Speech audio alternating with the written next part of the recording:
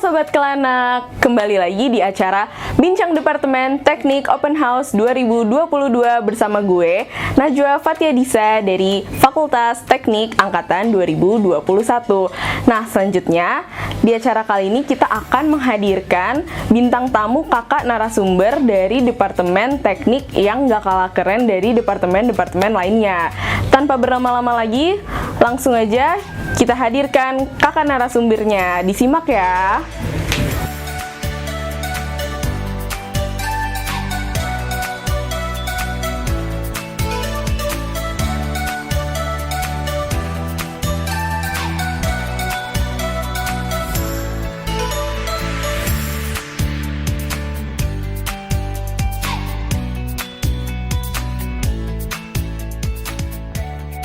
Selanjutnya kita punya kakak narasumber dari yang jaketnya ada hitamnya dan ada birunya juga nih.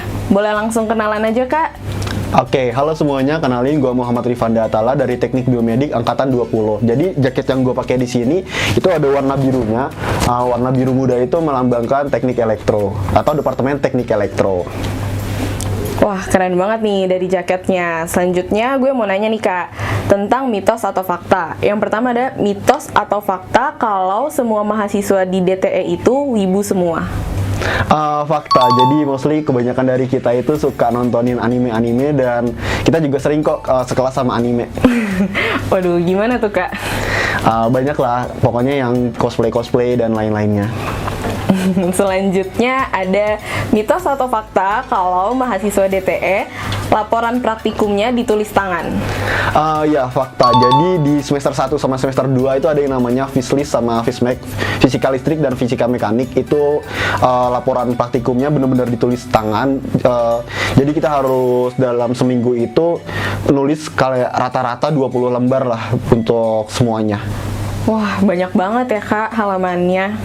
Selanjutnya, yang ketiga ada mitos atau fakta kalau mahasiswa DTE sering kesetrum.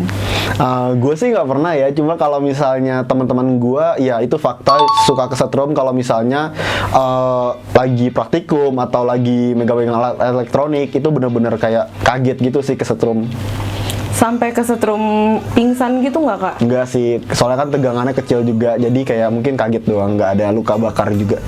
Oke, berarti Departemen Teknik Elektro nih keren banget ya, Kak. Makasih banyak, Kak Rifanda.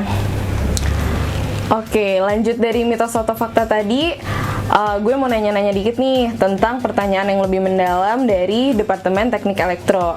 Yang pertama, gimana sih, Kak, pandangan orang sama DTE? Terus kalau menurut Kakak, DTE itu seperti apa?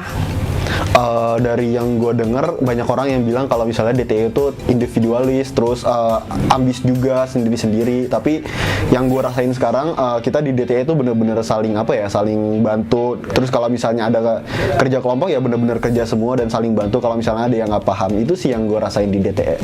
Wah, keren banget ya, solid banget nih DTE. Selanjutnya, kenapa kakak pilih jurusan elektro ini? Terus Kak Fanda nyesel atau enggak sih udah di DTE? Kalau nyesel sih enggak ya, cuma kan gue awalnya itu pengen banget untuk yang kayak ilmu komputer gitu. Terus waktu gue daftar SIMAK, gue kayak milih departemen jurusan apa ya yang pengen gue masukin gitu. Akhirnya gue tertarik sama teknik biomedik. Jadi sebelumnya gue research dulu tentang teknik biomedik, terus gue tertarik sama pelajarannya dan lain-lainnya. Akhirnya gue ambil teknik biomedik. Oke, selanjutnya mata kuliah yang paling Kak Fanda suka itu apa, dan yang paling Kak Fanda benci itu apa?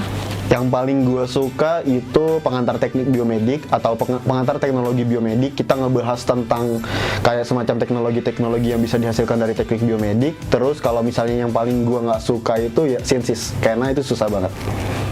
Oke. Terus ada pertanyaan selanjutnya, peluang karir dan ranah kerja di Departemen Teknik Elektro itu apa aja sih, Kak?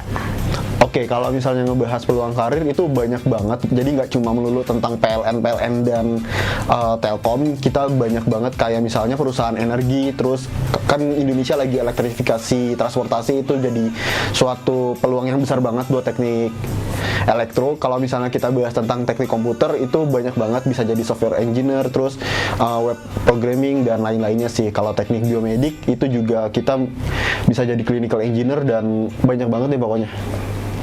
Wah, keren banget. Berarti emang Departemen Teknik Elektro ini luas banget ya, Kak. Selanjutnya, aku mau nanya nih, Kak. Kalau di Departemen Teknik Elektro itu, belajar programming di setiap semester atau gimana sih, Kak? Terus, tingkat kesulitan bahasa pemrogramannya kayak gimana tuh, Kak, di setiap semesternya? Kalau di setiap semester sih enggak ya, cuma ada semester-semester tertentu yang matkulnya wajibin kita untuk belajar programming. Kalau misalnya dari tingkat kesulitan yang gue dengar dari teman-teman gue, kalau misalnya teknik biomedik sama elektro itu yang masih basic-basic aja, tapi kalau teknik komputer yang udah advance sih, yang udah lebih susah banget daripada teknik biomedik sama elektro. Oke. Selanjutnya, untuk lingkungan perkuliahan dan pertemanan di Departemen Teknik Elektro tuh gimana sih, Kak? Kalau di DTE itu kan orangnya banyak banget ya, jadi mungkin gue masih butuh effort buat ngafalin semuanya. Tapi bener-bener kalau misalnya emang udah kenal banget, itu kayak kayak main bareng. Jadi di luar akademis kita juga main bareng, cerita-cerita bareng, dan kayak keluh kesah bareng lah, ngegosip bareng kayak gitu. Wah, seru banget tuh, Kak, pasti. Selanjutnya ada pesan untuk teman-teman yang mau masuk Departemen Teknik Elektro nggak, Kak?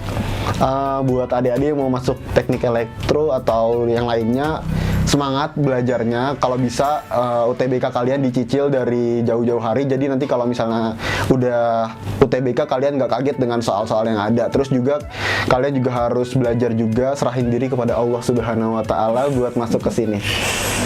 Wah, keren banget nih, Kak Rifanda. Terima kasih, Kak Rifanda, untuk waktunya. Semoga sukses selalu. Itu dia, guys, sesi ngobrol-ngobrol bareng kakak narasumber dari Departemen Teknik Elektro. Nah, tentunya masih banyak lagi video-video bincang departemen yang bisa kalian saksikan bersama kakak-kakak narasumber dari Departemen Teknik lainnya yang gak kalah keren.